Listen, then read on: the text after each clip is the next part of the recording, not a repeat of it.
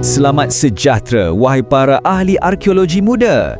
Saya pemandu pelancong anda untuk sebuah ekspedisi maya yang cukup istimewa. Jom kita bersiap sedia sebab kita akan mengembara kembali ke zaman purba untuk meneroka salah satu khazanah terhebat Malaysia, iaitu Lembah Lenggong. Soalan pertama saya, dah bersediakah anda semua untuk kembali ke 1.83 juta tahun yang lalu? Ya, betul. Lupakan sekejap buku teks sebab hari ini kita akan lihat sendiri dengan mata kepala kita bukti-bukti kehidupan manusia terawal di Asia Tenggara. Betul-betul di sini, di tanah air kita. Dan inilah dia lokasi kita. Di hadapan kita terbentang luas Lembah Lenggong yang terletak di Hulu Perak. Ini bukan sekadar lembah biasa tau. Ini ialah tapak warisan dunia UNESCO. Satu pengiktirafan antarabangsa yang membuktikan betapa pentingnya tempat ini. Anggaplah tempat ini sebagai kem pangkalan kita, di mana semua pengembaraan kita akan bermula. Baiklah, untuk misi kita yang pertama, kita akan terus turun padang. Kita akan sama-sama menjelajah tapak-tapak arkeologi yang utama dan cuba membongkar sendiri rahsia yang ditinggalkan oleh manusia zaman purba. Jom, pakai kasut bot anda, kita akan mula menggali sejarah. Okey, sebelum kita mula, mari kita fahamkan dulu garis masa ini. Ia menunjukkan betapa panjangnya rentetan sejarah yang akan kita selami. Bermula dengan hentaman meteoroid 1.83 juta tahun dahulu yang membentuk semula landscape di sini, sehinggalah ke penemuan lukisan gua yang penuh misteri pada tahun 1926. Setiap tarikh ini ialah satu bab penting dalam kisah Lembah Lenggong. Hentian pertama kita ialah Bukit Bunuh. Cuba pandang sekeliling. Mungkin ia nampak macam bukit biasa sahaja, tetapi di bawah tanah yang kita pijak, inilah tersembunyinya bukti salah satu tapak manusia terawal di luar benua Afrika. Bayangkan, sejarah dunia terukir di sini, di Perak. Memang luar biasa kan? Jadi, apa rahsia yang Bukit Bunuh simpan? Nah, para ahli arkeologi telah menemui pelbagai peralatan batu purba, termasuklah kapak genggam. Yang paling menakjubkan ialah tapak ini wujud dan terdedah disebabkan hentaman meteorit jutaan tahun dahulu. Letusan yang dahsyat itu secara tak sengaja telah mengawet artifak-artifak ini seolah-olah ia sebuah kapsul masa yang menunggu untuk kita temui hari ini. Seterusnya, jom kita terokai Gua Kajang. Cuba ambil masa sekejap, pejamkan mata dan dengar. Cuba bayangkan, ribuan tahun dahulu, gua ini bukanlah sekadar gua batu yang sunyi. Ia adalah sebuah rumah, sebuah perkampungan yang sibuk, tempat mereka berlindung, memasak dan membesarkan anak-anak. Dan buktinya ada di mana-mana. Penemuan perkakas batu, sisa-sisa makanan seperti tulang haiwan dan cengkerang siput, malah penemuan rangka manusia, semuanya menceritakan kisah kehidupan harian mereka. Apa yang mereka makan, alatan yang mereka guna, semuanya terekam di sini sejak lebih 11,000 tahun yang lalu. Hentian terakhir kita di lapangan membawa kita ke Gua Badak. Kalau Gua Kajang tadi adalah rumah mereka, Gua Badak ini pula ibarat galeri seni mereka. Di sinilah, di dinding-dinding gua yang sejuk ini, mereka meluahkan idea, cerita dan mungkin juga kepercayaan mereka. Kita perhatikan lukisan-lukisan ini, semuanya dilukis dengan arang. Ia menunjukkan pelbagai bentuk manusia dan haiwan. Ia seolah-olah tingkap yang membolehkan kita mengintai ke dalam dunia mereka. Kita boleh nampak pemburu, haiwan buruan dan ada juga corak-corak misteri yang maknanya masih dikaji sampai hari ini.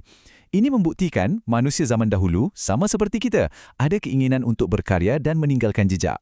Baiklah, para arkeologi muda sekalian. Kita dah pun melihat sendiri tapak-tapak bersejarah ini. Sekarang, tiba masanya untuk anda pula merasai sendiri pengalaman menjadi seorang ahli arkeologi. Misi kedua kita adalah untuk mengenali alatan, mengasah kemahiran pemerhatian dan yang paling penting, memahami etika sebagai penjaga warisan. Inilah dia kit peralatan asas seorang ahli arkeologi. Ada sudip dan berus halus, bukan untuk membersihkan habuk biasa, tetapi untuk proses penggalian yang sangat teliti. Pita pengukur, kamera dan juga peranti GPS pula sangat penting untuk merekodkan setiap butiran dengan tepat. Di mana artifak ditemui, bagaimana rupanya, semuanya perlu direkod. Setiap alatan ini memainkan peranan penting untuk memastikan tiada cebisan sejarah yang terlepas pandang. Sekarang, mari kita uji kemahiran detektif anda semua. Lihat semula imej lukisan dari Gua Badak tadi. Pada pendapat anda, apakah cerita yang cuba disampaikan? Adakah ini catatan tentang kejayaan mereka memburu? Atau mungkin sebuah upacara ritual? Ataupun mungkin ia sekadar hiasan untuk mencantikkan gua?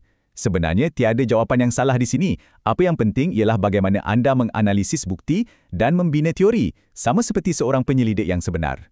Dan sekarang, bahagian yang paling mustahak dalam misi kita. Sebagai pelawat dan juga bakal penjaga warisan, kita semua memikul satu tanggungjawab yang besar. Ingat 4 peraturan mudah ini. Pertama, jangan sekali-kali sentuh atau alihkan apa-apa. Kedua, jangan merosakkan tapak dengan menconteng. Ketiga, ambillah gambar seberapa banyak yang anda suka sebagai kenangan, tetapi tinggalkan artifak di tempat asalnya. Dan yang keempat, kongsikanlah ilmu yang anda dapat hari ini. Warisan ini bukan milik kita seorang, tetapi milik semua generasi. Nampaknya ekspedisi lapangan kita sudah pun tamat. Tetapi pengembaraan kita belum lagi berakhir. Sekarang, mari kita saksikan bagaimana semua cebisan teka-teki yang kita temui hari ini, daripada kapak batu hinggalah ke lukisan arang, bercantum untuk membentuk satu cerita yang lengkap tentang warisan kebanggaan kita semua. Selamat datang ke Galeri Arkeologi Lenggong. Di sinilah semua artifak yang ditemui dari seluruh lembah Lenggong ditempatkan, dipelihara dan dipamerkan dengan teliti. Setiap satu objek yang ada di dalam galeri ini adalah ibarat sekeping puzzle yang membantu kita memahami gambaran besar sejarah manusia di tanah air kita. Di antara semua penemuan yang hebat, tiada yang lebih ikonik berbanding manusia perak. Ia merupakan rangka manusia prasejarah paling lengkap yang pernah ditemui di seluruh Asia Tenggara. Dan usianya 11,000 tahun. Cuba kita fikirkan sejenak. Rangka ini adalah bukti mutlak tentang betapa panjangnya sejarah ketamadunan yang telah wujud di rantau ini, jauh lebih lama sebelum piramid dibina. Ingatlah pesanan ini. Setiap artifak, setiap tapak purba, setiap lukisan gua ini bukan sekadar batu dan tulang. Ia adalah sebahagian daripada DNA kita sebagai sebuah bangsa. Memelihara warisan ini bukanlah tugas ahli arkeologi atau kerajaan semata-mata. Ia adalah tanggungjawab kita bersama untuk menjaga identiti kebangsaan kita demi generasi akan datang. Kalau pengembaraan kita hari ini berjaya menyuntik semangat dalam diri anda, ketahuilah bahawa kerjaya sebagai seorang ahli arkeologi ini sangat luas dan mengujakan. Anda boleh jadi penyiasat di lapangan, saintis di dalam makmal, atau seorang pencerita di muzium yang menyambungkan kisah silam kepada generasi masa kini. Setiap peranan ini sangat penting. Sebelum kita menamatkan ekspedisi ini, saya tinggalkan satu soalan terakhir untuk anda renungkan. Hari ini, kita dah belajar tentang sejarah yang dicipta puluhan ribu tahun dahulu. Sekarang, cuba fikirkan, apakah legasi yang sedang kita bina hari ini? Apakah cerita dan nilai yang akan ditinggalkan oleh zaman kita untuk dikaji oleh ahli arkeologi masa hadapan? Sejarah sedang ditulis dan andalah penulisnya. Terima kasih kerana sudi menyertai saya dalam pengembaraan ini.